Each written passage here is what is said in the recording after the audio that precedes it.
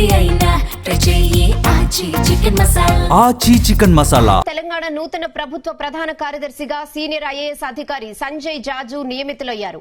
1992 batch కు చెందిన సంజయ్ జాజు 2 రోజుల క్రితమే కేంద్ర సర్వీసుల నుంచి రాష్ట్రానికి రిలీవ్ అయ్యారు. ప్రస్తుతం సీఎస్ గా బాధ్యతలు నిర్వర్తిస్తున్న కె రామకృష్ణారావు పదవీ కాలం జూన్ 30తో ముగియనుండటంతో అదే రోజున సంజయ్ జాజు కొత్త సీఎస్ గా బాధ్యతలు స్వీకరించనున్నారు.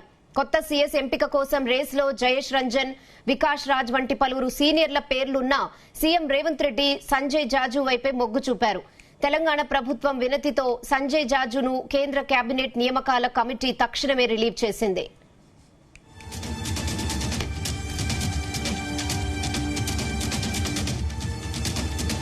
ఇదే విషయంపై మరిన్ని అప్డేట్స్ బ్యూరో చీఫ్ నరేందర్ అందిస్తారు. ఎస్ నరేందర్. తెలంగాణ చీఫ్ సెక్రటరీగా సంజయ్ జాజు నియామకం అసెంబ్లీకి రాష్ట్ర ప్రభుత్వం నియామక ఉత్తర్వులు జారీ చేసినటువంటి పరిస్థితి మనం చూసాం. రామకృష్ణారావు ప్రెసిడెంట్ సిఎస్ గా కొనసాగుతున్నారు. ఆయనకు 2 పర్యాయాలు కూడా ఎక్స్టెండ్ చేసినటువంటి పరిస్థితి చూసాం. 2 పర్యాలు 2 సంవత్సరాల దాకా నియర్లీ చేశారు. ఇక ఆయన్ని మళ్ళీ పొడిగించడం అనేది అన్ని రకాలుగా శ్రేయస్కరం కాదు అని రాష్ట్ర ప్రభుత్వం భావించింది. దాదాపు 3-4 పేర్లు ఇంతకుముందు మీరు అన్నట్టుగా వికాస్ రాజ్ కావచ్చు, అదే చాలా మంది పేరు కూడా వినిపించాయి. కానీ ఫైనల్ గా సంజయ్ జాజు పేరు ఫైనల్ చేసింది. ఈ మధ్య కాలంలోనే 2 days బ్యాక్ కేంద్ర సర్వీస్ నుంచి రిలీవ్ చేస్తూ తెలంగాణకు మళ్ళీ రిటర్న్ పంపించినటువంటి పరిస్థితి మనం చూసాం. సంజయ్ జాజు చాలా డైనమిక్ ఐఏఎస్ ఆఫీసర్ గా ఆయన పేరుంది. 1992లో ఆయన బాధ్యతలు తెలంగాణ క్యాడర్ లో ఆయన ఐఏఎస్ ఆఫీసర్ గా బాధ్యతలు స్వీకరించినటువంటి పరిస్థితి మనం చూసాం. అటు రాష్ట్ర స్థాయిలోనూ అదేవిధంగా కేంద్ర స్థాయిలోనూ కూడా ఆయన సేవలు ఉపయోగించుకున్నటువంటి పరిస్థితి మనం చూసాం. దీంట్లో ప్రధానంగా కేంద్ర ప్రభుత్వంలో సమాచార ప్రసార మంత్రిత్వ శాఖకు సంబంధించినటువంటి ఇన్ఫర్మేషన్ బ్రాడ్కాస్టింగ్ మినిస్ట్రీలో కార్యదర్శిగా పనిచేశారు. అదే సమయంలో పరిపాలన, పట్టణాభివృద్ధి, సమాచార సాంకేతిక, ఈ గవర్నెన్స్ వంటి రంగాల్లో విస్తృతమైనటువంటి అనుభవం కలిగినటువంటి వ్యక్తి సంజయ్ జాజు. రాష్ట్ర కేంద్ర ప్రభుత్వాల వివిధ శాఖల్లో విధులు నిర్వహిస్తూ విధాన రూపకల్పన అమల్లో కీలకమైనటువంటి పాత్ర ఆయన పోషించారు. తెలంగాణ ప్రభుత్వం ఆయన ఇప్పుడు ప్రధాన కార్యదర్శిగా నియమిస్తున్నటువంటి నేపథ్యంలో ఆయన ఈ కీ రోల్ ఆయనకు దాదాపు ఇంకా 2.5-3 సంవత్సరాల పాటు ఉంది. ప్రజెంట్ ఆయన 57 సంవత్సరాలు కలిగి ఉన్నటువంటి నేపథ్యం ఉంది.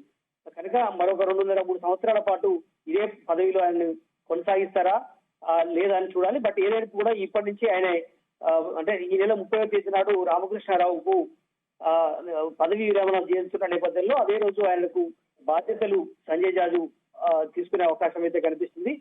ఆయన 1992లో యూపీఎస్సీ సివిల్ సర్వీస్ కు పరీక్షకు ఆయన ఎన్నికైనటువంటి నేపథ్యంలో అప్పటి నుంచి కూడా వివిధ సర్వీసుల్లో ఆయన కొనసాగినటువంటి నేపథ్యం ఉంది.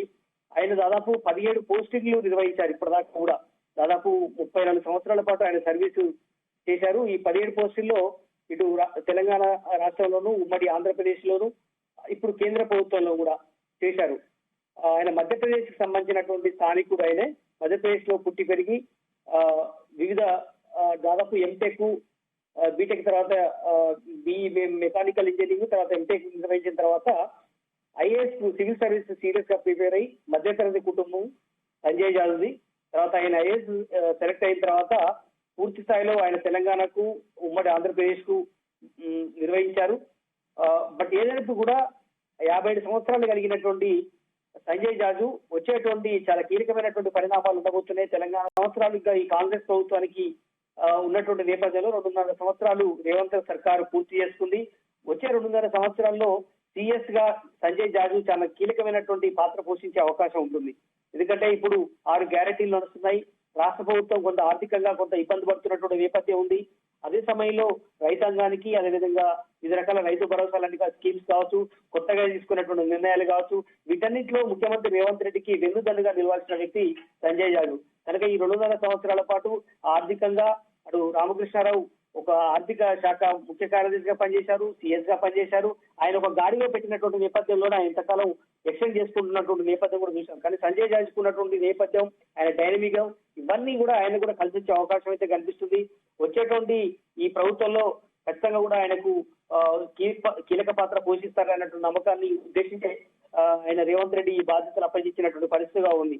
ఎందుకంటే ఎన్నో రకాల వ్యక్తులు ఉన్నారు. దాదాపు 57 నుంచి 60 సంవత్సరాల మధ్యలో కనీసం ఒక 6-7 మంది రిటైర్మెంట్ కు దగ్గరగా ఉన్నటువంటి వ్యక్తులు ఉన్నారు. వాళ్ళలో బెస్ట్ చాయిస్ గా సంజయ్ జాజుని ఎంచుకోవడానికి ఆయన డైనమిజం, అదేవిధంగా ఆయన 37 సంవత్సరాల పాటు ఆయన చేసినటువంటి సర్వీస్ కావచ్చు, అందులో చాలా కీలకమైనటువంటి పాత్ర పోషించారు కనుక ఇవన్నీ దృష్టిలో పెట్టుకొని ఆయనకి ఈ బాధ్యత అప్పగించినట్టుగా మనం చూడాల్సిన అవసరం ఉంది. బట్ చూడాలి వచ్చేటువంటి ఈ 2.5 సంవత్సరాలు ఈ కాంగ్రెస్ ప్రభుత్వంలో ఎట్లాంటి మార్పులు చేర్పులు తీసుకురావడానికి సంజయ్ జాజు ఎట్లాంటి కృషి చేస్తారన్నది మనం వేచి చూడాలి. రేనా. Okay Narender, thanks for the updates.